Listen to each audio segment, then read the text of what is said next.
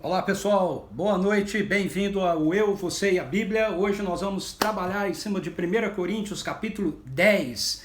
Eu estou esperando você chegar por aqui, assim que você chegar já manda um aviãozinho aí convidando seus contatos, seus amigos para estarem participando desse nosso encontro, dessa nossa live que está estudando 1 aos Coríntios. Então, estou te aguardando entrar, estou te aguardando chegar por aqui.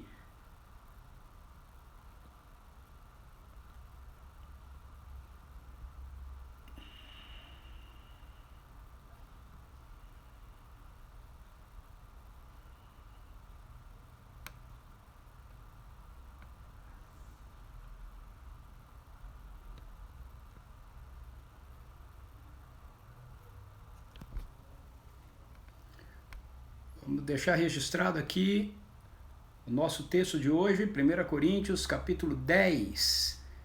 Eu tentei ver se eu conseguia dividir 1 Coríntios em 10 em duas sessões, é um capítulo grande, mas não deu certo. Eu preciso trabalhar todo 1 Coríntios 10, ok?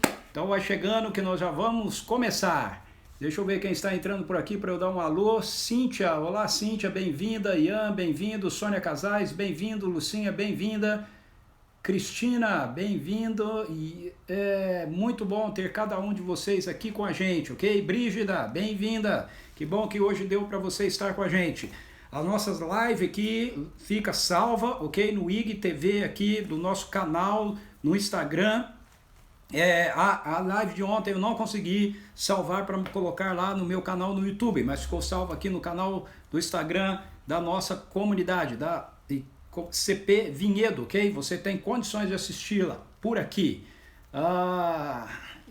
Todas as lives estão salvas aqui, então você entrando no IGTV da nossa comunidade, você tem condições de pegar todo o estudo de 1 Coríntios que nós estamos tendo, e outros estudos que nós já tivemos por aqui. Eu espero que a internet colabore com a gente. Ela não estava colaborando comigo, eu demorei um pouquinho para entrar porque ela estava travando aqui. Eu estou no 4G, vamos ver, porque a internet de casa, eu não sei por que a gente paga caro para não funcionar. Fala Toninho, com saudade de você, meu brother. Faz tempo que você não entra, hein? Faz tempo que você não aparece por aqui. Tenho sentido a sua falta, acha que não, né? Acho que eu não vejo aí quem entra e quem não entra. Mas eu tô aí ligado, meu amigo. Quem que tá participando? Olá, Norma. Regina, lá, o pessoal de João Pessoa chegando por aqui. Olá, Regina Miraca. Olá, Sônia Churco. Ana Kelly, bem-vinda com as meninas também. Ilse, Sauli, bem-vindos. Arnaldo, bem-vindo, meu companheiro. Muito bem, nós vamos dar mais um minutinho e aí nós vamos começar, ok? Porque hoje eu preciso abordar todo o 1 Coríntios capítulo 10, eu tenho que colocar 1 Coríntios capítulo 10 dentro do contexto que a gente está vendo, porque senão você não vai conseguir entender nada, ou então vai entender de uma maneira parcial, como muitas e muitas vezes o texto é trabalhado, né? Olá Fabiane, bem-vinda! Toninho, estão aí, mas hoje, né? Você tá aí hoje, rapaz. Eu não tenho visto você aí nos últimos dias, não, hein? Nem você, nem a Dinha. Olá, Miraca, o Marcos aí, Patriarca Miraca chegando no pedaço. Muito bem. Já entra a Andresa também. Galera de João Pessoa chegando por aqui. Muito bem, vamos lá. Vamos começar. 1 Coríntios capítulo 10, ok. A primeira coisa a fazer é colocar o texto do capítulo 10 dentro do contexto que nós estamos trabalhando, ok? Na verdade, a gente deveria trabalhar numa exposição geral, mas isso aí precisaria de umas 2, 3 horas, né, para a gente fazer, para você entender todo o bloco, desde o capítulo 8 até o capítulo 10. O que Paulo vai trabalhar no capítulo 10 tem a ver com aquilo que ele começou a falar para a gente no capítulo 8, ok? Então o capítulo 8, capítulo 9, capítulo 10 é um bloco só. Muitas vezes a gente tem isso nas cartas de Paulo. Mais para frente aqui em Corinto nós vamos ter novamente isso. Capítulo 12, capítulo 13, capítulo 14 de Corinto está tratando de um único bloco, de um único assunto. É isso que está acontecendo aqui. No capítulo 8, o apóstolo Paulo começa a contra-argumentar com a igreja de Corinto, ou pelo menos com algumas pessoas da igreja de Corinto que estavam querendo influenciar a igreja numa perspectiva relacionada à prática deles continuarem participando dos cultos pagãos, porque eles argumentavam baseados em algo que eles haviam aprendido com Paulo, que os ídolos eles não eram deuses verdadeiros, eles não representavam coisa alguma, então não tinha nenhum problema deles irem aos templos pagãos e deles participarem das cerimônias ali, comerem da mesa dos ídolos, e eles, além deles fazerem isso para si mesmos, eles estavam de alguma maneira pressionando outras pessoas da igreja, dizendo que eles deveriam ter uma maturidade que lhes permitisse irem ao templo e participar das cerimônias que estavam sendo feitas ali nos templos pagãos, ok? Paulo está corrigindo uma série de posicionamentos equivocados da igreja de Corinto. A igreja de Corinto era uma igreja que foi plantada pelo apóstolo Paulo, eles fazem parte da realidade do reino de Deus na cidade de Corinto, mas eles não estão sabendo ser o povo de Deus como Deus quer que eles fossem o povo de Deus em Corinto. Isso acontece muitas vezes conosco também. Não é que nós não somos o povo de Deus, nós somos o povo de Deus, mas muitas vezes nós não estamos sendo o povo de Deus do jeito que Deus quer que nós sejamos o seu povo. Então ele precisa nos instruir e ele precisa nos corrigir. E é isso que o apóstolo Paulo está fazendo aqui. No capítulo 8, Paulo levanta dois problemas. O primeiro problema tem a ver com essa perspectiva da postura que algumas pessoas de Corinto estavam tendo em nome da sua liberdade em Cristo, para agirem da maneira que eles bem entendessem, mesmo que essa ação deles afetasse o progresso do evangelho na vida de outras pessoas, impedisse que pessoas se convertessem, impedisse que pessoas que acabaram de se converter, novas na fé, permanecessem firmes na fé por causa das suas posturas, por causa das suas ações, mas eles argumentavam que eles eram livres em Cristo, então eles tinham liberdade, por isso eles podiam usar da liberdade deles para agirem e fazerem as coisas do jeito que eles queriam fazer. E o apóstolo Paulo, então, ele vai lidar com essa perspectiva no capítulo 8, no capítulo 9, mostrando para eles que a compreensão deles de liberdade estava equivocada, que a liberdade que nós temos em Cristo, na verdade, nos dá a condição de nós não realizarmos e satisfazermos os nossos direitos em prol do avanço do evangelho na vida de outras pessoas. O outro problema que está presente no capítulo 8, que é introduzido no capítulo 8, é essa questão de comer na mesa dos ídolos. Então, algumas pessoas de Corinto estavam argumentando que como eles tinham sido salvos pelo poder do evangelho e eles tinham compreendido que os ídolos não eram deuses de verdade, então não havia nenhum tipo de problema deles irem aos templos pagãos e deles participarem ali da adoração que estava acontecendo, comerem da mesa dos ídolos, porque afinal de contas aquilo não representava absolutamente nada para eles, e eles estavam forçando pessoas da igreja de Corinto que achavam que não deveriam fazer isso, dizendo que eles eram imaturos, que eles tinham que ter mais maturidade em Cristo e entender que participar daquilo não ia trazer nenhum problema para eles, não ia causar nada de errado na vida deles. Então o apóstolo Paulo no capítulo 8, ele vai começar a corrigir isso. Então, primeiro, ele diz para os coríntios, esses coríntios, essas pessoas que estavam agindo na igreja de Corinto, usando a liberdade para fazer aquilo que eles bem entendessem, independentemente disso prejudicar o progresso do evangelho na vida de outras pessoas, que eles estavam errados,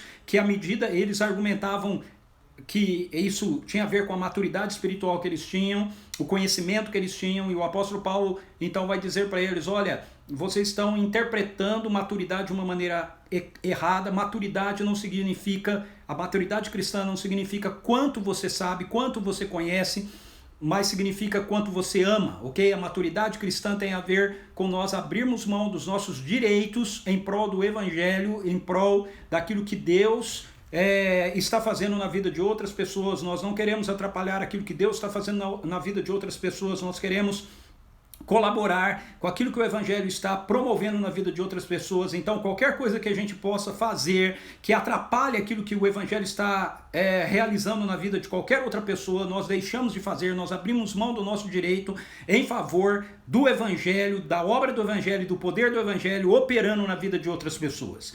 E o apóstolo Paulo diz para eles que eles também estavam equivocados com relação a como eles estavam lidando com a perspectiva de irem participar das cerimônias de adoração nos templos pagãos. Ele diz, de fato, os ídolos não são coisa alguma, eles, no sentido deles não serem deuses verdadeiros, mas para algumas pessoas eles representam uma realidade. Então, e essa representatividade dessa realidade obstrui a convicção deles daquilo que o Evangelho está fazendo na vida deles, confunde a realidade da graça de Deus operando na vida deles. Então vocês não deveriam agir assim, vocês deveriam agir com eles como eu agi com vocês. E aí ele entra no capítulo 9, se usando como exemplo, como ele tinha vários direitos que ele poderia ter exigido dos coríntios, quando ele esteve lá plantando a igreja, mas ele abriu mão de todos esses direitos. Tudo isso está descrito no capítulo 9, embora ele tivesse direito a essas coisas, ele abriu mão desses direitos, porque ele é uma pessoa livre, e liberdade em Cristo significa isso, que eu não sou obrigado a fazer com que os meus direitos sejam executados, ok? Eu posso abrir mão dos meus direitos em prol do Evangelho. Preste atenção, esse ponto é muito importante. Não é que nós temos que abrir mão dos nossos direitos em prol de algum ponto de vista de uma outra pessoa, de um outro cristão, ou de qualquer outra pessoa em relação à nossa liberdade. Nós temos que abrir mão dos nossos direitos em prol do Evangelho, ok? Quando os nossos direitos começam a obstruir a obra do Evangelho, a obra da salvação na vida de outras pessoas que nós queremos ver alcançadas, que o Senhor quer alcançar, então nós precisamos abrir mão dos nossos direitos. Ou seja, a liberdade é uma realidade que nós temos em Cristo, mas os nossos direitos não são absolutos. Os nossos direitos, eles são norteados pela realidade daquilo que o Evangelho está fazendo em nós e está fazendo na vida de outras pessoas através de nós. Então Paulo coloca isso no capítulo 9, e ele termina então o capítulo 9 se apresentando com uma metáfora, aonde ele, depois de se apresentar como um exemplo daquilo que ele estava pedindo para os coríntios fazerem no capítulo 8, ele diz, olhe para a vida cristã como se nós estivéssemos numa grande corrida. Nós precisamos ter disciplina e nós precisamos ter autocontrole. É isso que ele está dizendo para os coríntios, quando ele usa o exemplo da corrida no estádio, quando ele usa o exemplo do boxe, e ele se coloca novamente como um exemplo disso. Ele fala, olha, eu não corro como sem alvo, eu não luto esmurrando o ar, eu tenho um objetivo específico, e o objetivo que ele coloca aqui, que é dele e que é o mesmo objetivo deveria ser para a igreja dos coríntios e deve ser para todos os cristãos, é que nós devemos viver a nossa vida aqui e agora em prol daquilo que é a realidade que Jesus Cristo trouxe para nós através da sua morte e da sua ressurreição. Ou seja, a realidade do reino de Deus chegou e nós estamos sendo conduzidos para aquele momento onde nós vamos experimentar a plenitude do reino de Deus, a manifestação plena do reino de Deus, um novo céu e uma nova terra em nossas vidas. Então, nós devemos viver a nossa vida em prol dessa realidade, em busca dessa realidade. E isso Paulo está colocando aqui para os coríntios em relação, novamente, tentando corrigi-los com a compreensão equivocada que eles têm da liberdade deles. A liberdade que eles têm não é uma liberdade para eles viverem a vida da maneira que eles bem entendem. A liberdade que eles têm é uma liberdade que em Cristo lhes dá condições de dizer não àquilo que aparentemente pode ser um direito que eles têm, que pode também nem ser errado, ok? Mas em prol do Evangelho eles vão dizer não para aquilo. Então os coríntios estão argumentando, estão distorcendo um princípio da graça, um ensino do reino de Deus, que nós temos liberdade em Cristo, para usarem como argumento que uma vez que a gente tem liberdade em Cristo, então nós podemos fazer qualquer coisa com a nossa vida. Eu colocaria isso hoje em dia assim, mais ou menos o pensamento é assim: Jesus morreu por mim, ele perdoou todos os meus pecados, logo eu posso viver a minha vida da maneira que eu bem entender, que está tudo certo para Deus. Não é assim. Essa era a mentalidade dos coríntios. Jesus morreu por nós, ele nos libertou, então a gente pode ir no templo, a gente pode comer comida sacrificada aos ídolos, a gente pode viver a nossa vida do jeito que a gente bem entender, o cara pode deitar com a madrasta e todas essas outras coisas que estavam acontecendo, porque eles estavam dizendo, Jesus nos perdoou de tudo, então nós podemos viver da maneira que a gente bem entende. E o apóstolo Paulo está dizendo, não, vocês não entenderam, Jesus perdoou vocês, a morte dele libertou vocês, justamente para que vocês agora tenham autocontrole, vocês tenham o domínio próprio e vocês possam dizer não àquilo que a você possa querer fazer, mesmo que aquilo que você quer fazer seja correto, ok? Se é correto, mas atrapalha o avanço do evangelho, você tem poder para dizer, eu não vou agir assim, eu não vou fazer dessa maneira. E aí o apóstolo Paulo então entra no capítulo 10. No capítulo 10 ele vai usar um exemplo então para a gente, ele começa usando um exemplo para a gente do Antigo Testamento. Ele acabou de se apresentar como exemplo no capítulo 9, depois ele usa essa metáfora falando que nós estamos todos como cristãos numa corrida, ok? Ou numa batalha, onde nós temos como alvo alcançar o prêmio final que tem a ver com a realidade da vida plena no novo céu e na nova terra sendo experimentada por nós. E ele entra então no capítulo 10 dizendo, olha, não significa simplesmente que porque você entrou, vou usar uma metáfora aqui dele, que você entrou na corrida, que você vai completar a corrida. Se você correr sem objetivo, sem foco, você fica pelo caminho. Não significa que só porque você entrou no ringue para lutar, você ganhou a luta. Se você ficar desferindo golpes no ar, o adversário vence você. Então você tem que entrar para lutar com o objetivo de realmente ganhar a luta. E aí ele vai usar o exemplo da nação de Israel. Ele diz, vejam, portanto, irmãos, não quero que ignoreis. Estou no capítulo 10. Vejam, portanto, irmãos, não quero que ignoreis que nossos antepassados estiveram todos debaixo da nuvem, todos passaram pelo mar. Em Moisés todos eles foram batizados na nuvem e no mar, todos comeram do mesmo alimento espiritual e todos beberam da mesma bebida espiritual, porque tinham a sede saciada pela rocha espiritual que os acompanhava, e essa rocha era Cristo. Entretanto, Deus não se agradou da maioria deles e por isso seus corpos ficaram espalhados pelo chão do deserto.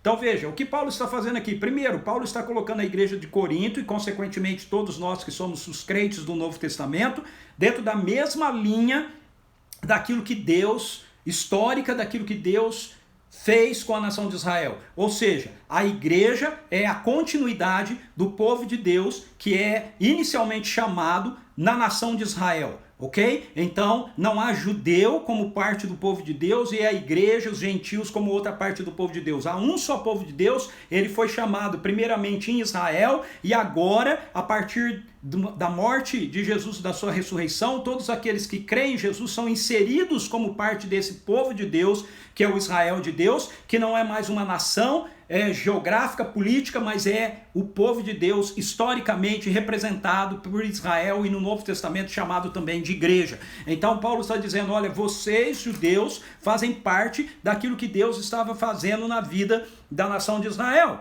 Deus começou a libertação do seu povo lá no Egito, ele tirou o povo do Egito. Veja que Paulo faz menção, ele faz aqui analogias, ele fala que eles comeram e eles beberam, fazendo uma referência aqui aos elementos que nós usamos hoje para dar ceia, ok? Bebemos e comemos. Ele diz que eles foram batizados pela nuvem e pelo mar em Moisés, aqui no sentido de que é Moisés que é o instrumento de libertação de Deus lá, ok? Assim como nós fomos em Cristo, mas ele mostra que o tempo todo Cristo estava presente com eles ali. Ele fala que essa rocha os acompanhava e essa rocha era Cristo. Aí ele diz, entretanto, Deus se desagradou da maioria deles que ficaram pelo caminho. Em outras palavras, se você juntar isso com aquilo que ele acabou de dizer anteriormente, no final do capítulo 9, nós estamos numa corrida. O fato de você entrar na corrida não significa que você vai chegar no final dela. Então você precisa de determinação, você precisa de disciplina. Paulo, o que ele quer fazer aqui é dizer, não basta simplesmente você achar que porque você foi batizado, porque você foi salvo por Jesus, você afirmou crer na salvação de Jesus, você foi batizado, você toma a Santa Ceia, que as coisas estão resolvidas na sua vida. Não, se isso é verdade, então você vai correr com perseverança, você vai ser determinado, você vai ter domínio próprio, você vai ter disciplina para você andar de conformidade com os princípios daquilo que Deus tem no coração dele para o seu povo. Por quê? Porque Deus libertou o povo de Israel do Egito, mas a maioria deles morreu no deserto, ficou pelo caminho. Eles não obtiveram o prêmio final, eles não chegaram à linha de chegada, que no caso deles era a terra prometida. Paulo está fazendo uma analogia aqui. Ok? Ele diz assim no verso 6, esses fatos ocorreram como exemplo para nós, a fim de que não cobicemos o que é ruim, como eles fizeram. Então Paulo está dizendo para a igreja de Corinto, e consequentemente para todas as igrejas do Novo Testamento, do Novo Pacto, isso inclui a gente, de que aquilo que a gente lê no Antigo Testamento, aquilo que aconteceu historicamente com aquele povo, serve de exemplo para mostrar para a gente como Deus interage conosco. Ok? Então, nós não devemos cobiçar as coisas ruins. O que Paulo quer dizer aqui para a gente é, assim como nós estamos associados a Israel na sua redenção, na salvação, ok? Ele descreve a salvação e a redenção deles lá, isso é muito bom. Ele diz, eu não quero que vocês estejam associados à desobediência deles. Assim como eles foram salvos e foram desobedientes, e por causa disso eles ficaram pelo caminho, você também pode ser salvo, eu posso ser salvo, nós podemos ser salvos e sermos desobedientes e ficarmos pelo caminho. O apóstolo Paulo não quer isso. Aí ele diz pra gente que eles ficaram pelo caminho porque eles cobiçaram aquilo que era ruim. E aí ele vai nos dar 4 exemplos. Ele vai dizer, para 4 atitudes que Israel teve e que ele espera que a igreja aos Coríntios não tenha, não reproduza, ok? Essas atitudes, e consequentemente ele espera que eu e você e a igreja de Jesus não reproduzam essas atitudes. O povo de Israel é o povo de Deus no Antigo Testamento, eles foram libertos do Egito e eles tiveram essas atitudes e isso trouxe o juízo de Deus sobre a vida deles. Eles ficaram pelo caminho, eles não chegaram a entrar na terra prometida, eles não alcançaram o prêmio que era a terra prometida. O nosso prêmio é a experiência com a plenitude da realidade no novo céu, na nova terra, na nossa vida, que já começou, mas nós precisamos experimentar isso ainda plenamente. Então a gente precisa continuar correndo, evitando as coisas ruins, ele diz. Aí ele vai falar 4 coisas que Israel fez que ele espera que nós não estejam presentes na nossa vida. Não vos tornei idólatras. Israel se tornou idólatra. Israel, ao longo do seu caminhar no deserto, eles começaram a adorar deuses pagãos, eles fizeram o bezerro de ouro, eles distanciaram o coração deles de Deus, por mais que Deus cuidou deles, por mais que Deus fez coisas maravilhosas por eles, eles deixaram de confiar em Deus e eles passaram a adorar outras realidades que não Deus. Nós aqui podemos adorar Mamon, nós podemos adorar nossas coisas, nós podemos adorar várias coisas e colocar várias coisas no lugar de Deus. Não vos torneis idólatras. Essa é a primeira ação que Israel teve, que Paulo não quer que a gente participe dela. Não vos entreguemos à imoralidade. Veja, a idolatria é aquilo que Paulo está tratando aqui no capítulo 8, ok? É o que ele começou a tratar no capítulo 8. Tá tudo bem a gente ir comer no templo, na mesa dos ídolos, na mesa dos ídolos, porque isso não tem nenhum problema. E Paulo está dizendo, não vos tornei idólatras. Isso tem problema. O problema, primeiramente, Paulo aponta o problema como sendo algo que poderia atrapalhar o progresso do evangelho na vida de algumas pessoas, mas agora no capítulo 10 nós vamos ver isso. Ele vai mostrar para a gente que, não, mesmo que não atrapalhe, é inadmissível se eu sou um cristão, um seguidor de Jesus, que ao mesmo tempo que eu tenha comunhão com Jesus, eu permaneça tendo comunhão com qualquer outro tipo de divindade, com qualquer outro tipo de Deus que eu coloque no lugar de Jesus, que eu coloque no lugar de Deus, ok? Para nós no Ocidente isso é muito sutil, porque muitas vezes a gente pensa em idolatria apenas em termos de imagem, mas lembre-se que Jesus, ele apresenta como um ídolo na nossa vida o dinheiro. O dinheiro pode ser um ídolo na sua vida, a sua família pode ser um ídolo na sua vida, a sua profissão, o seu sucesso profissional pode ser um ídolo na sua vida, a nossa religião pode ser um ídolo na nossa vida. Qualquer coisa que nós coloquemos na mesmo pé de igualdade, que nós confiemos, que nós achamos que dali nós vamos encontrar alegria, paz, satisfação, prazer para a vida da gente, se torna um ídolo na vida da gente. Nossos filhos podem ser ídolos na vida da gente. Então Paulo diz, não vos torneis idólatras. Não vos entreguem à imoralidade. A imoralidade era outra questão que os coríntios lidavam dentro do contexto deles, que estava ligado também à perspectiva da adoração nos templos. Porque na maioria das vezes, e a gente vê isso no Antigo Testamento também, dentro do contexto pagão, de quando a Bíblia foi registrada, escrita, tanto o Antigo Testamento quanto o Novo Testamento, sempre a idolatria aos deuses pagãos envolvia a promiscuidade sexual. envolvia o relacionamento sexual com as prostitutas, com os prostitutos cultuais, muitas vezes no êxtase daquela adoração, havia uma orgia entre os próprios adoradores. A gente vê isso descrito no Antigo Testamento, e a gente vê isso sendo apresentado por Paulo aqui dentro do contexto de Corinto também, porque Corinto, eles adoravam a deusa Afrodite, e os cultos de Afrodite sempre eram cultos que mesclavam a celebração, a adoração, a bebida, a comida com a orgia entre os próprios participantes que estavam ali, porque era a celebração da deusa do sexo. E Paulo está dizendo para eles: não nos entreguemos à imoralidade. Nós vivemos dentro de uma cultura também que exalta e enaltece a imoralidade sexual o tempo todo. Que está tudo certo a gente transar com quem a gente bem entende, que está tudo certo a gente adulterar, que está tudo certo a gente buscar felicidade ou prazer ou satisfação fora do contexto daquilo que Deus nos oferece, que Deus nos apresenta para ser bênção na nossa vida em termos da questão sexual. Eu estou falando aqui do nosso mundo, ok? Eu não estou falando necessariamente da gente. Quando eu falo a gente, eu estou falando da nossa sociedade. Os coríntios é a igreja de Deus presente dentro da sociedade de Corinto. Nós somos a igreja de Deus presente dentro da sociedade do século 21, do Ocidente, onde todas essas realidades são apresentadas para a gente. A nossa sociedade entende que você pode escolher se você quer, você é homem e você quer se relacionar com outro homem, se você é mulher quer se relacionar com outra mulher, se você é casado e você quer ter uma amante, tá tudo certo disso dentro da nossa sociedade. Falar contrário disso na nossa sociedade é você ser taxado de hipócrita, de moralista e tudo mais, mas veja, você é chamado para ser a igreja de Deus dentro dessa sociedade imoral, sem se deixar balizar por essas realidades para a sua vida, para a minha vida.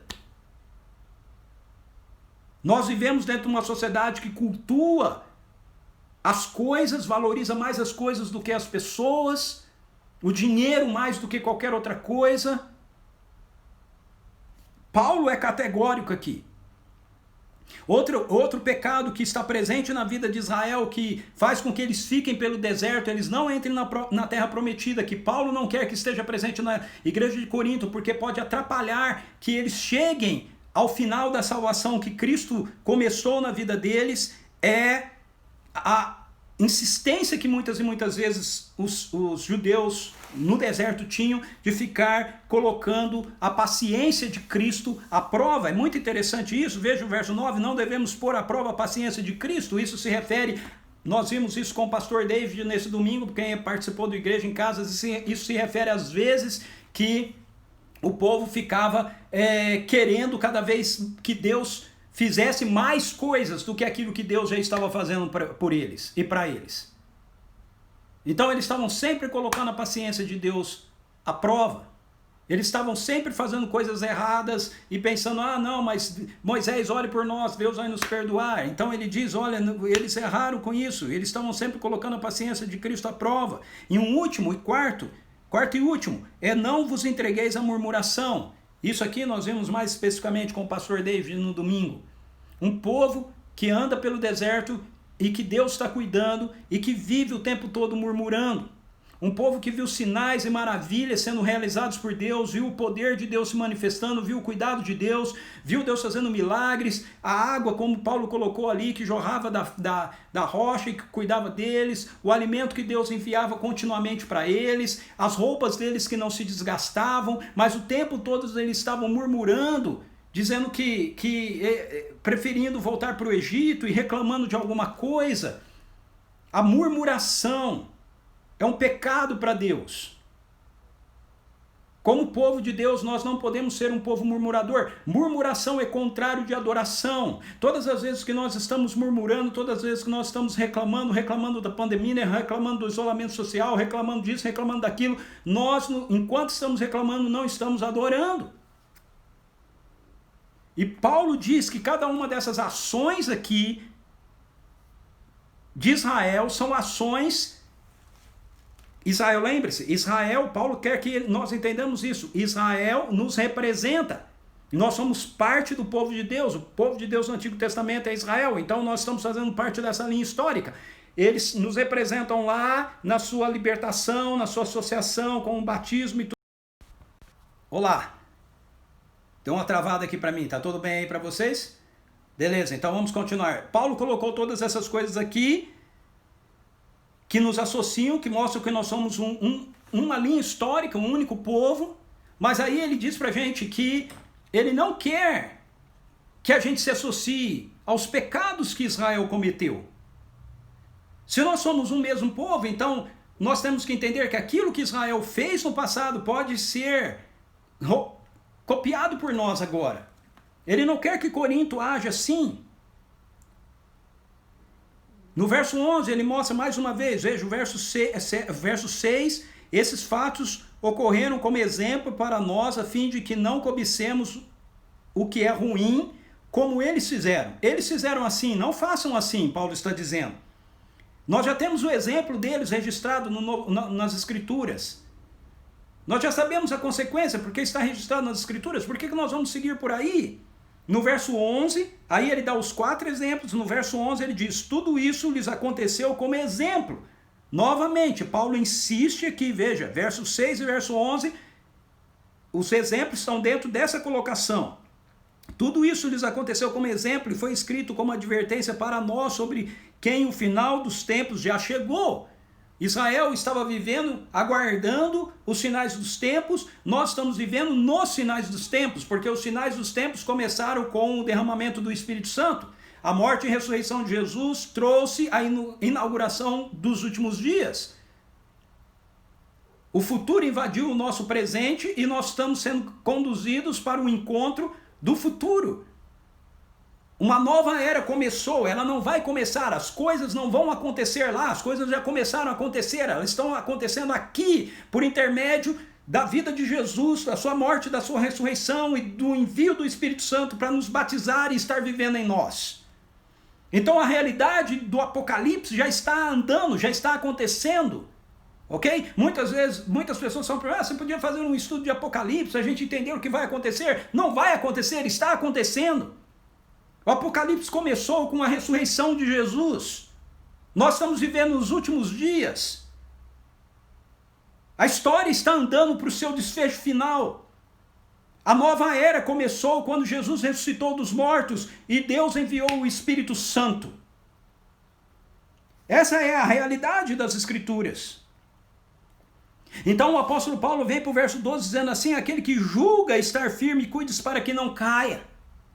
Veja, você precisa entender essa frase de Paulo dentro do contexto de 1 Coríntios que nós estudamos até agora. Um dos problemas dos coríntios era a soberba, era a arrogância.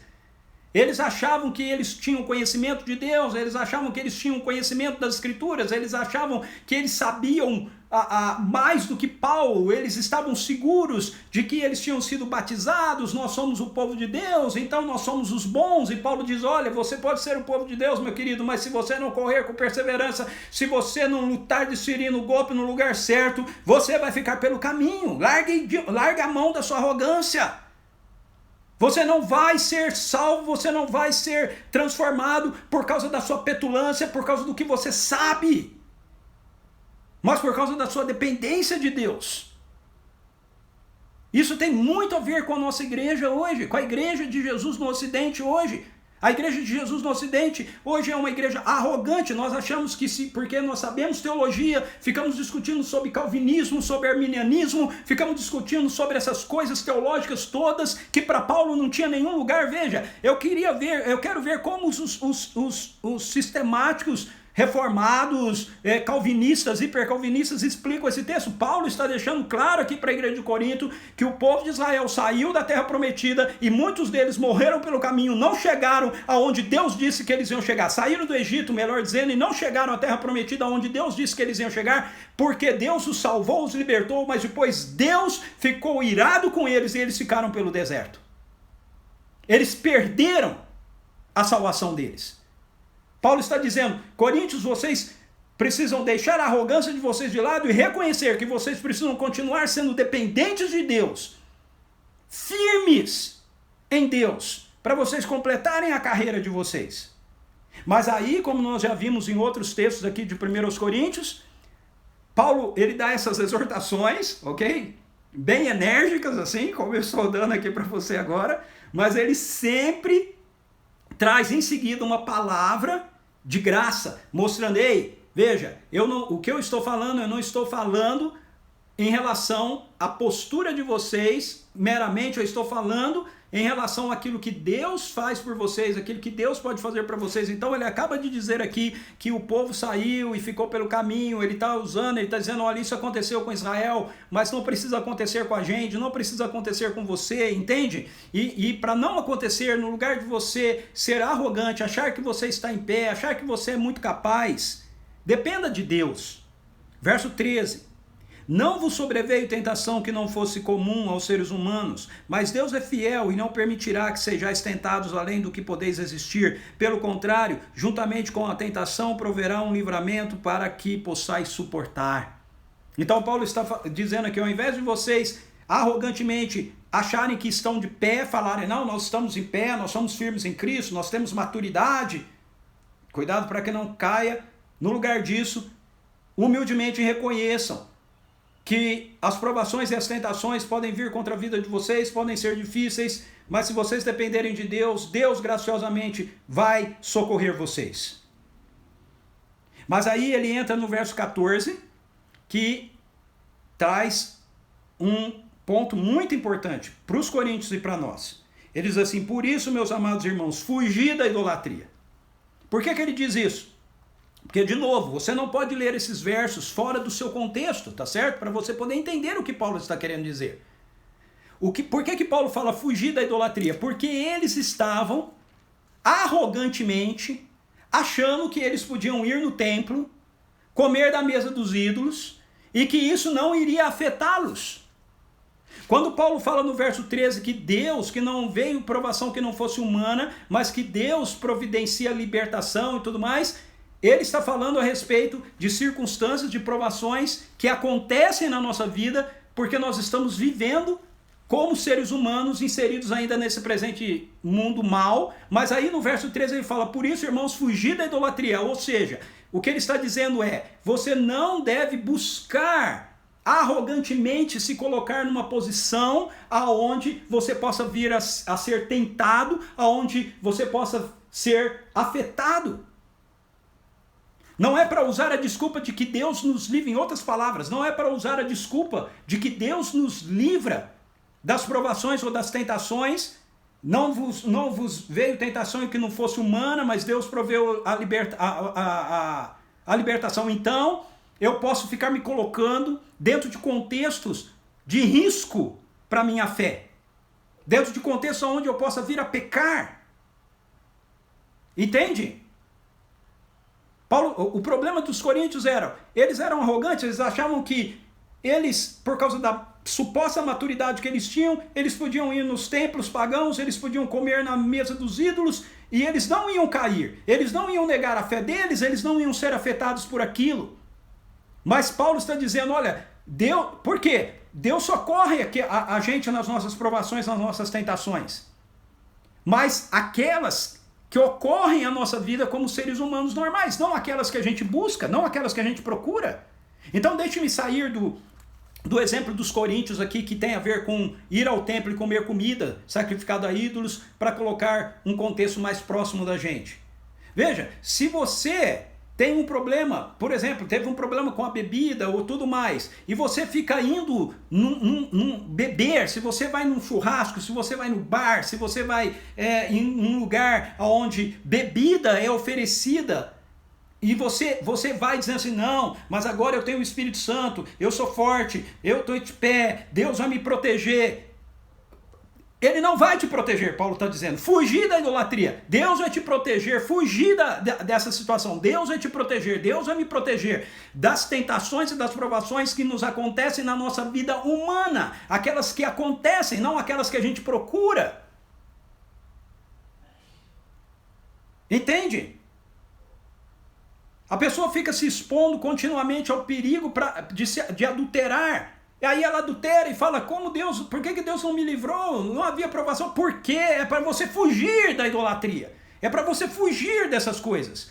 Deus vai te livrar, Deus vai te libertar, porque das provações e tentações que são humanas, ou seja, que acontecem naturalmente na vida humana. Não a gente ficar se expondo a perigos, a ficar se expondo ao pecado. Então a pessoa sabe lá que tem uma outra pessoa que está continuamente, você está no seu trabalho, deixa eu tentar dar exemplos concretos disso, ok? Você está no seu trabalho, você é uma mulher e você está lá trabalhando e você sabe que tem um cara no seu trabalho que continuamente ele fica flertando com você, ele fica te cercando, ok? Ele fica te elogiando e tudo mais, e você começa a gostar disso, mas você diz, não, Jesus está comigo, ele não vai deixar acontecer nada. Não, você tem que cortar isso, você tem que dizer para a pessoa, olha meu amigo, o negócio é o seguinte, você está me estranhando, eu sou casada, sou muito bem casada, ou então eu não sou casada, mas eu sou temente ao Senhor, eu sirvo a Jesus, pode tirar teu time de campo. Mas não, a gente vai se expondo, entende? Aí o cara chama, sai, vai para o apartamento com o cara, transa, aí fala assim, nossa, como Deus não me livrou disso? Você se expôs a isso. Deus não vai te livrar desse tipo de tentação. Deus não vai me livrar desse tipo de tentação. Deus vai nos livrar de tentação e de provações que são comuns à nossa vida humana. Coisas que acontecem no nosso dia a dia e que Ele está comprometido em nos guardar e nos proteger, mas aquilo que a gente propositalmente se expõe em busca do pecado, Ele não vai proteger. Por isso o apóstolo Paulo aqui no verso 14 fala, fugir da idolatria. O que ele está dizendo para o povo de Corinto é, deixem de ir nos templos, parem de ir lá. E agora ele vai esclarecer melhor para eles o porquê. A partir do verso 16 até o verso 22, você vai ver ele retomar agora de forma bem objetiva o que ele estava falando no capítulo 8. Olha só, ele diz assim, falo isso a pessoas sensatas e julgai vós mesmo que estou afirmando. Não é verdade que o cálice da bênção que abençoamos é a comunhão do sangue de Cristo? Acaso o pão que partimos não é a nossa participação no corpo de Cristo? Ou seja, ele está falando, irmãos, nós somos cristãos, nós somos alcançados, somos salvos, estamos vivendo no reino de Deus. A nossa vida de celebração, de comunhão, de adoração, de participação, não é a mesa do Senhor. A nossa refeição de adoração não é a mesa do Senhor. Como há somente um pão, nós que somos muitos somos um só corpo, pois todos participamos de um único pão. Ele está dizendo, o nosso povo, o povo com quem a gente tem que estar junto para celebrar e adorar, não é a igreja. Nós somos um só pão, nós somos um só corpo, o corpo de Jesus é a igreja. Observai o povo de Israel, porventura os que comem do sacrifício não são participantes do altar. Ele está usando aqui agora um exemplo do Antigo Testamento. Os sacrifícios eram feitos, depois as famílias eram chamadas para comer dos sacrifícios que foram feitos, como um único povo. Aí no verso 19, ele vai retomar aquela situação do capítulo 8. Olha só, sendo assim, o que estou querendo dizer, será que o sacrifício oferecido a um ídolo significa alguma coisa? O ídolo tem algum valor? Não! A resposta é não, ele já falou isso lá no capítulo 8, versículos 4 a 6, ele diz, com isso eu concordo com vocês, portanto, vou voltar para o capítulo 8, portanto, no que se refere à comida sacrificada a ídolos, temos pleno conhecimento de que o ídolo não tem o menor significado no mundo e que só existe um Deus, pois ainda que haja os chamados deuses, quer no céu, quer na terra, como de fato há muitos deuses e senhores, para nós, contudo, há um único Deus, o Pai de quem tudo procede, para quem vivemos, e um só Senhor, Jesus Cristo, por intermédio de quem tudo o que há veio a existir e por meio de quem também vivemos. Então ele está aqui no capítulo 10, verso 19, ele está concordando com aquilo que ele já havia dito no capítulo 8. Versos 4 a 6, ele está concordando com os coríntios. Ele está dizendo, sendo assim, o que estou querendo dizer? Será que o sacrifício oferecido a um ídolo significa alguma coisa? Ou o ídolo tem algum valor? Não, ele diz. Mas olha só, quero enfatizar que o que os pagãos sacrificam é oferecido, isto sim, aos demônios e não a Deus. E não quero que tenhais qualquer comunhão com os demônios. Então como eu falei da outra vez, lá no capítulo 8, primeiro ele fala que ele não quer que eles estejam indo participar da mesa dos ídolos, porque e ficar constrangendo outros cristãos a fazerem isso, porque essa atitude não é uma atitude de amor. Mas agora ele mostra que tem um motivo mais sério para ele não querer que os coríntios estivessem indo participar da mesa dos ídolos, ou seja, da adoração nos templos pagãos. Ele diz, sim, o ídolo em si não é nada.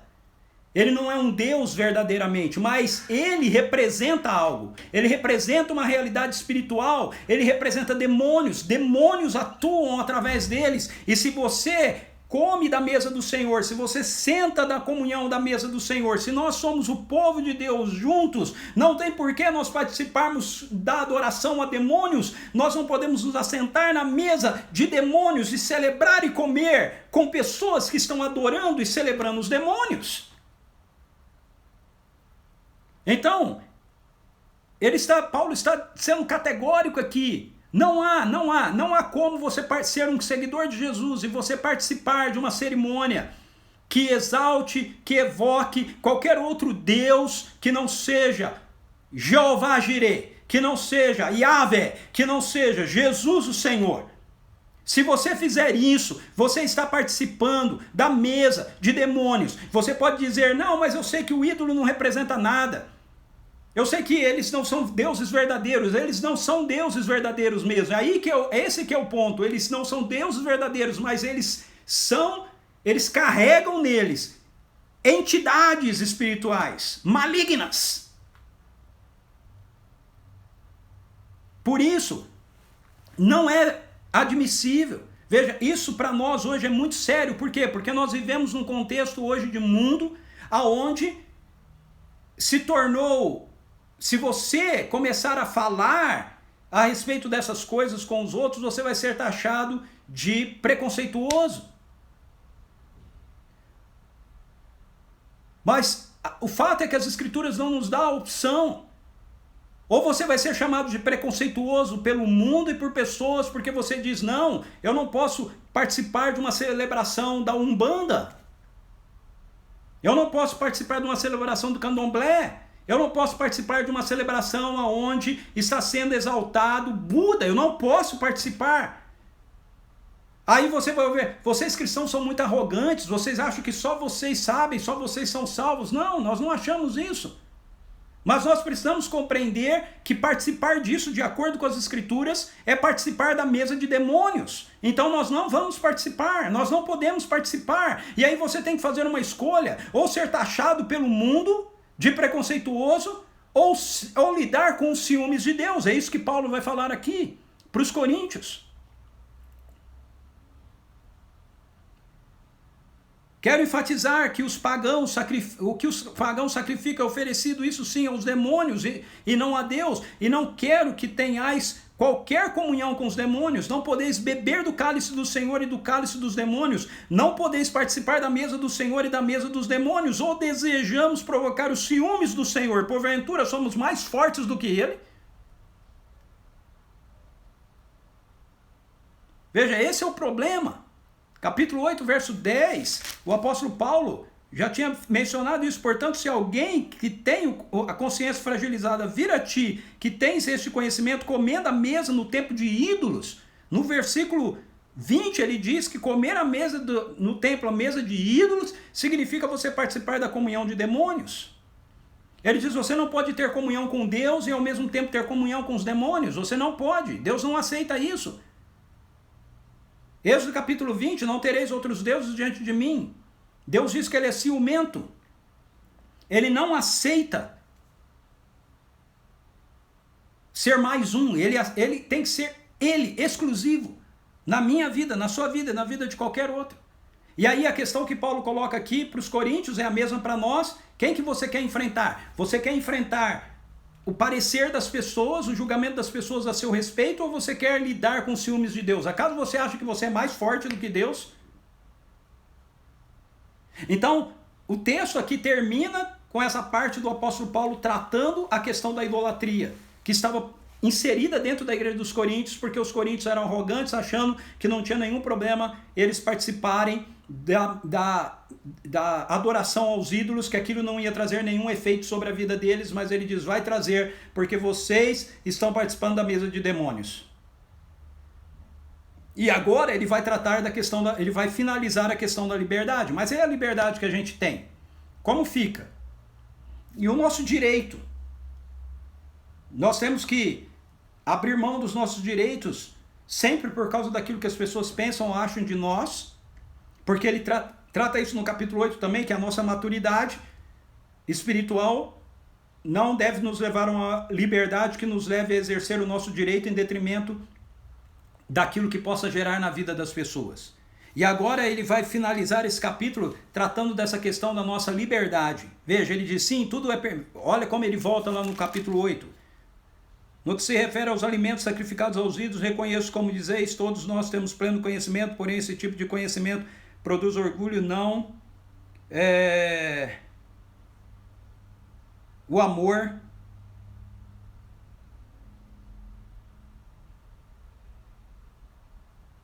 E aquele que age assim ainda não tem sabedoria.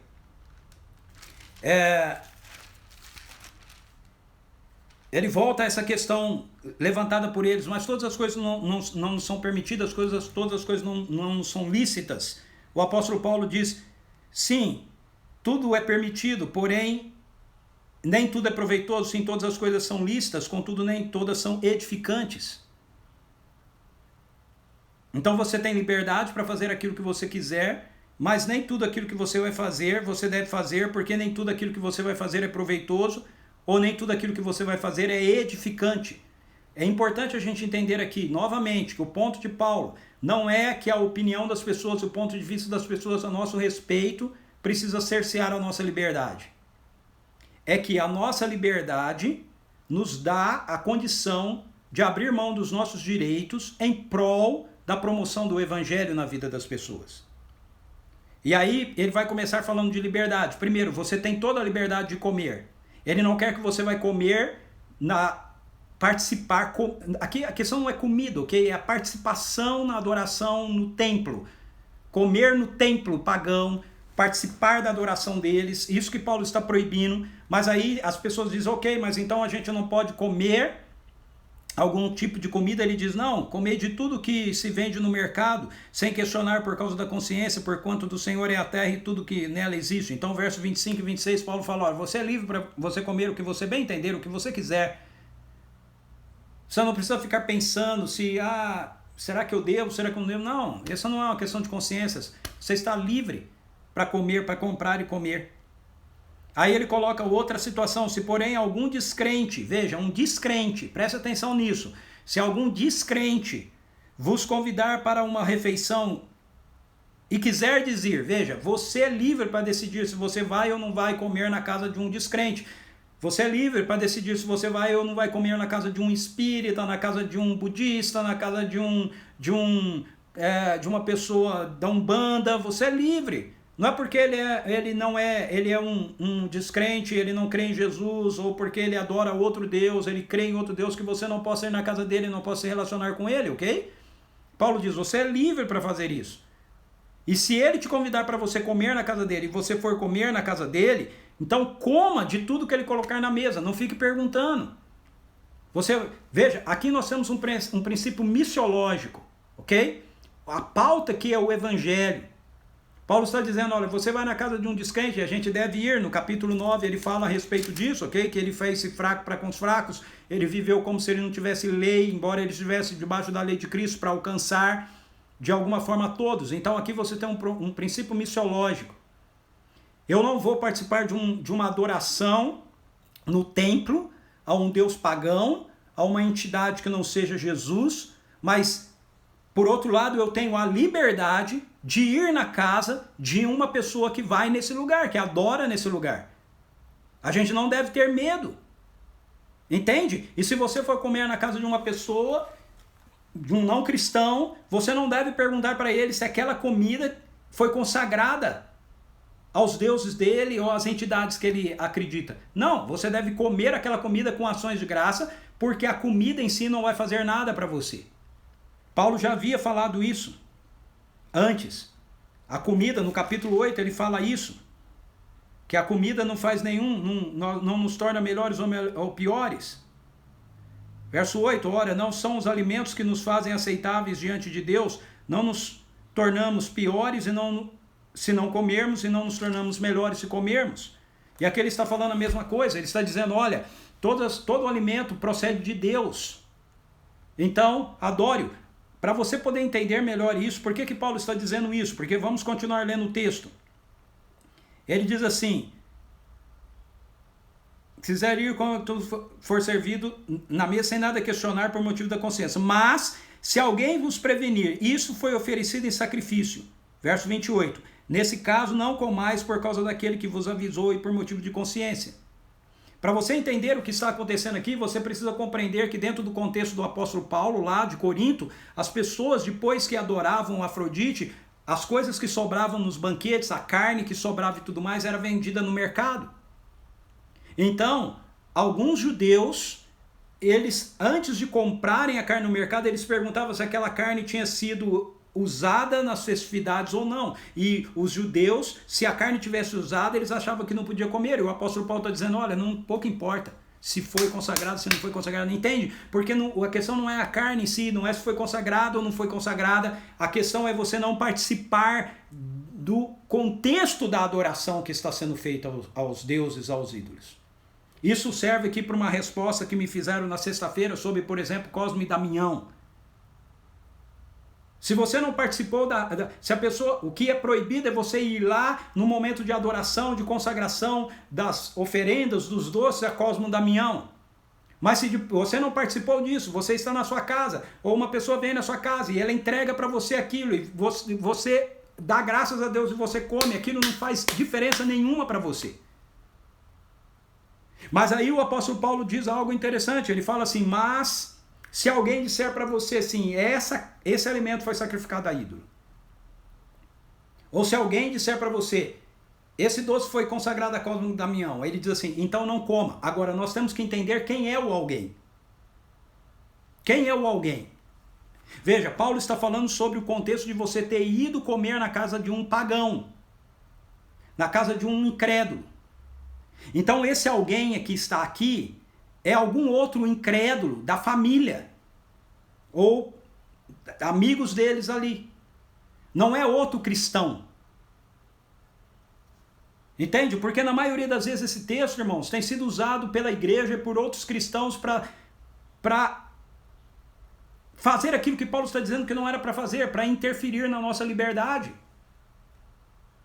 Quanto aos cristãos, o apóstolo Paulo, são os coríntios, o apóstolo Paulo, a igreja de Corinto, o apóstolo Paulo já discutiu com eles que ele está sendo julgado por eles, porque Paulo entende que ele tem a liberdade de se fazer como alguém que não tem lei para poder alcançar aqueles que não têm lei. Então muitas vezes esse texto tem sido usado por cristãos da igreja, cristãos velhos da igreja, para querer fazer com que a gente tenha posicionamentos que estão de acordo com a ética deles, não de acordo com a palavra de Deus, não de acordo com a missão, não de acordo com o evangelho, mas de acordo com aquilo que eles acham. E não é sobre cristãos que Paulo está falando aqui. Ele está falando sobre um não cristão. Por isso que ele diz assim, você tem a pessoa que te convidou, você tem você e você tem alguém que está lá no almoço ou naquele momento que aquela pessoa diz para você, esse alimento foi consagrado a ídolos. E aí, por causa da consciência dele, você não deve comer. Meu tempo acabou. Eu não consegui acabar 1 Coríntios capítulo 10. Ok? Amanhã eu retomo esse final, tá certo? Para não ficar atropelado. E a gente vai concluir então o 1 Coríntios 10, nós vamos entrar em 1 Coríntios capítulo 11. Tá bom? Fazemos isso amanhã. Eu não quero atropelar aquilo que eu estou apresentando aqui, porque é muito importante para a gente. É muito importante a gente entender isso. Ok? Então Paulo agora, eu vou retomar esse ponto. Tá certo? Nós resolvemos a questão dos ídolos. Paulo agora está trabalhando a questão da nossa liberdade. Nós temos liberdade. A nossa liberdade não deve ser cerceada por outros cristãos. Mas a nossa liberdade precisa fazer com que a gente a utilize de uma maneira que traga glória a Deus, de uma maneira que não obstrua o avanço do evangelho na vida de outras pessoas. Beleza? Deus abençoe você. Beijo no seu coração. E a gente se vê aqui amanhã. Um bom descanso para você. Você que entrou depois, fica aqui o meu minha saudação para você, tá bom? Eu não vou conseguir ver todo mundo, nós temos 30 segundos aqui para acabar a live, eu não quero que ela caia. Então, beijo para todos vocês, bom descanso, até amanhã. Não falte amanhã para a gente concluir e entrar no capítulo 11. Fui!